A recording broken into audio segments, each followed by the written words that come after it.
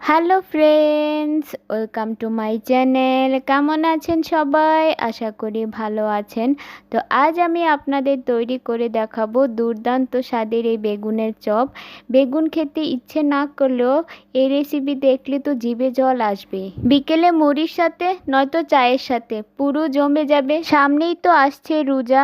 ইফতারে আপনারা এই রকম বেগুন দিয়ে ভিন্ন স্বাদের এই চপটি বানিয়ে নিতে পারেন।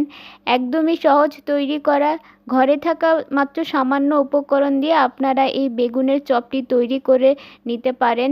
দেখতে যেমন সুন্দর, খেতেও অসম্ভব মজাদার হয়ে থাকে। আর একটা খেয়ে তো মন ভরবেই না। আশা করছি আমার আজকের এই রেসিপিটি আপনাদের ভালো লাগবে। তাহলে চলুন স্টার্ট করা যাক। তো বেগুনের এই দুর্দান্ত স্বাদের চপটি তৈরি করার জন্য প্রথমে আমি এখানে নিয়েছি একটা বেগুন। আপনারা যে কোনো ধরনের বেগুন নিতে পারেন, এরকম গোল বেগুনও নিতে পারেন, নয়তো লম্বা বেগুনও নিতে পারেন, কিন্তু গোল বেগুন নিলে সেটা সহজ হবে। তার জন্য আমি এখানে একটা গোল বেগুন নিয়েছি। তারপর বেগুনটাকে খুব ভালো করে ধুয়ে নিয়েছি। তারপর বেগুনের উপরের খোসাটাকে ফেলে দিয়ে আমি এই বেগুনটাকে এরকম ছোট ছোট টুকরো করে কেটে নিয়েছি। তো উপরের খোসাটাকে অবশ্যই আপনারা ফেলে দিবেন। দেখুন আমি এরকম সাইজ করে বেগুনটাকে কেটে নিয়েছি। তারপর চুলায় একটি প্যান বসিয়ে তার মধ্যে দিয়ে দিচ্ছি আমি পর্যাপ্ত পরিমাণ তেল। তো আমি এখানে সরিষার তেল দিয়েছি, আপনারা চাইলে সয়াবিন তেলও দিতে পারেন। তেলটা গরম হয়ে আসলে এখানে আমি নিয়েছি একটা তেজপাতা, সেটাকে মাঝখান দিয়ে চিড়ে দিয়ে দিলাম। দিয়ে দিচ্ছি 2টা শুকনো লঙ্কা, আর দিয়ে দিচ্ছি হাফ চা চামচ পাঁচফোড়ন। এখন এই গোটা মশলাগুলোকে আমি কয়েক সেকেন্ডের জন্য ভেজে নেব।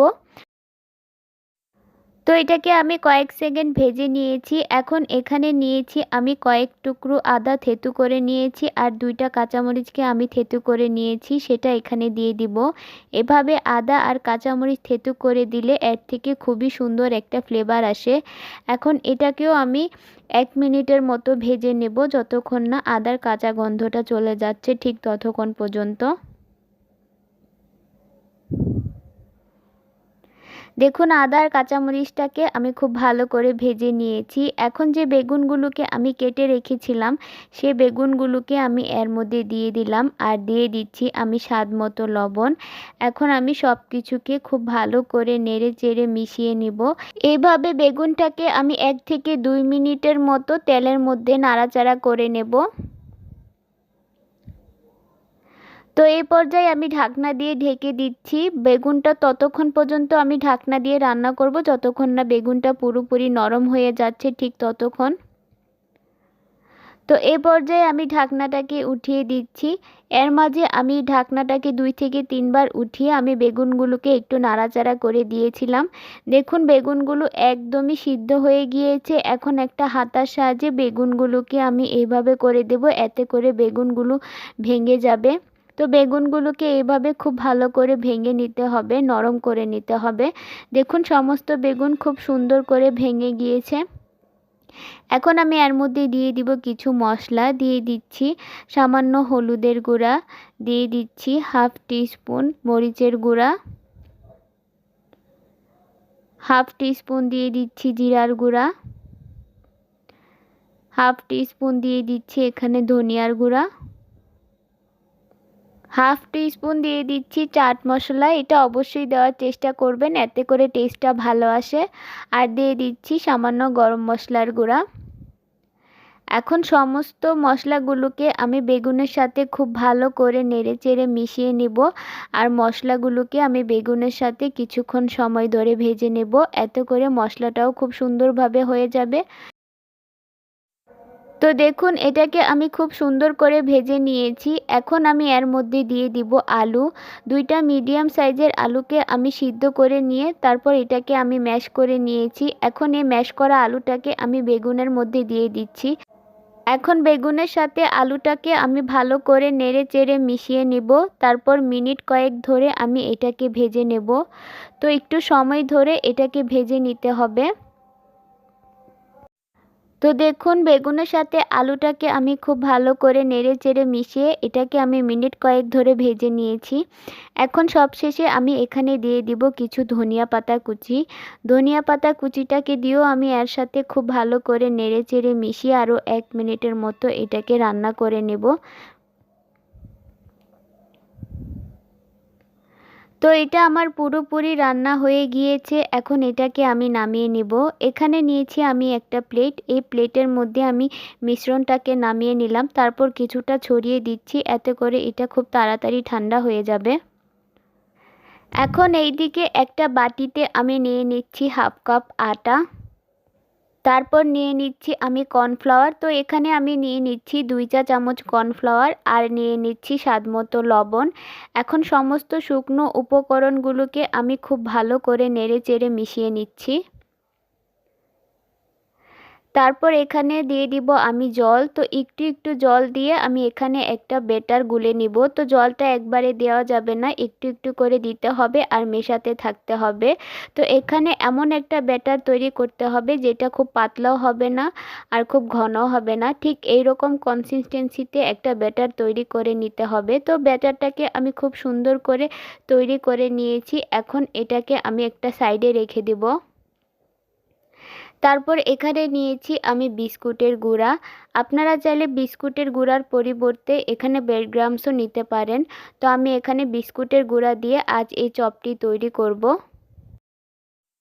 এইদিকে বেগুনের যে পুরটা আমি বানিয়ে রেখেছিলাম সেটাও পুরোপুরি ঠান্ডা হয়ে গিয়েছে।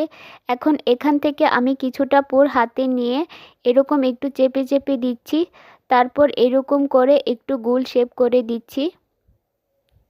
তারপর 2 হাতের তালুতে নিয়ে এটাকে এরকম চেপে চেপে একটা চেপটা শেপ দিয়ে দিচ্ছি। তো দেখুন এখানে আমার একটা চপ রেডি হয়ে গিয়েছে। এটাকে আমি প্লেটের মধ্যে উঠিয়ে নিচ্ছি। একইভাবে আমি আরও কিছুটা পুর হাতে নিয়ে নিলাম, তারপর এরকম একটু চেপে চেপে তারপর এটাকে এরকম করে গোল শেপ করে তারপর হাতের সাহায্যে একটু চ্যাপ্টা করে দিচ্ছি। ঠিক এরকম করে এটাকে সমান করে সাইজ করে নিতে হবে। তো এইখানে আমার এই চপটাও রেডি হয়ে গিয়েছে, এটাও আমি উঠিয়ে নিলাম। একইভাবে আমি বাকি সবগুলো চপকে বানিয়ে নিয়েছি। দেখুন কতটা সুন্দর লাগছে চপগুলো। এখন এগুলোকে আমি কোট করে নেব। তো যে আটার মিশ্রণটা আমি বানিয়ে রেখেছিলাম সেটাও নিয়ে নিলাম আর বিস্কুটের গুঁড়ার প্লেটটাকেও আমি নিয়ে নিলাম। তারপর আটার ব্যাটারটাকেও একটু নেড়েচেড়ে দিচ্ছি। এখন এখানে আমি একটা চপ নিয়ে প্রথমে আমি বিস্কুটের গুঁড়ার মধ্যে এরকম কোট করে নিচ্ছি। তারপর আটার যে ব্যাটারটা বানিয়ে রেখেছিলাম তার মধ্যে এভাবে আমি চুবিয়ে কোট করে নিচ্ছি। তারপর আমি আবারও এটা বিস্কুটের গুঁড়ার মধ্যে দিয়ে এরকম কোট করে নিচ্ছি। তো এটাকে খুব ভালো করে এভাবে কোট করে নিতে হবে। তারপর এটাকে আমি আবারও আটার ব্যাটারটার মধ্যে দিয়ে দিলাম, এটাকেও আমি আবারও কোট করে নিচ্ছি। তো এখানে আমি এটাকে ডাবল কোটিং করে নেব। আপনারা চাইলে এখানে একবারও কোট করে নিতে পারেন, ডাবল কোটিং করলে এটা খেতে বেশি মজার হয়ে থাকে।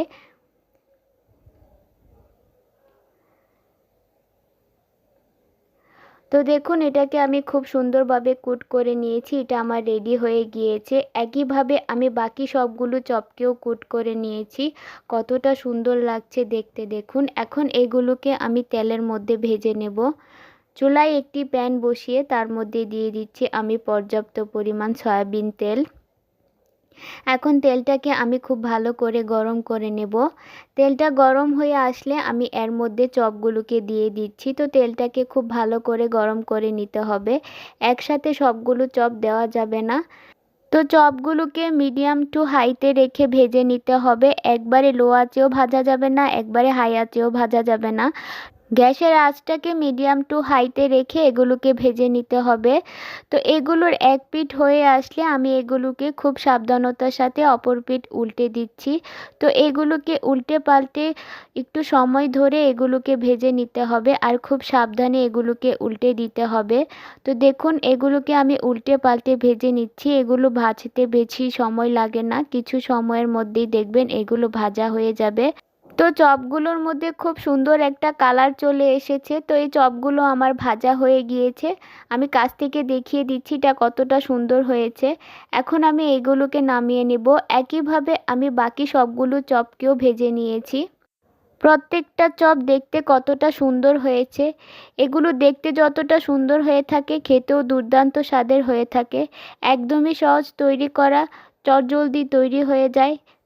বিকালে চায়ের সাথে বলুন নয়তো মুড়ির সাথে এই চপটি থাকলে বিকালটা পুরাই জমে যাবে। তো একটা চপ আমি আপনাদের ভেঙে দেখাচ্ছি যে ভিতরটা কতটা সুন্দর হয়েছে।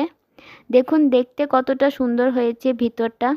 তো আমার আজকের এই বেগুনের চপ রেসিপিটি আপনাদের কেমন লেগেছে অবশ্যই আমাকে কমেন্ট বক্সে জানাবেন। ভিডিওটি ভালো লাগলে একটি লাইক দিবেন। আমার চ্যানেলে নতুন হয়ে থাকলে চ্যানেলটি সাবস্ক্রাইব করে আমার পাশে থাকবেন। আজকে এই পর্যন্তই, সবাই ভালো থাকবেন, সুস্থ থাকবেন।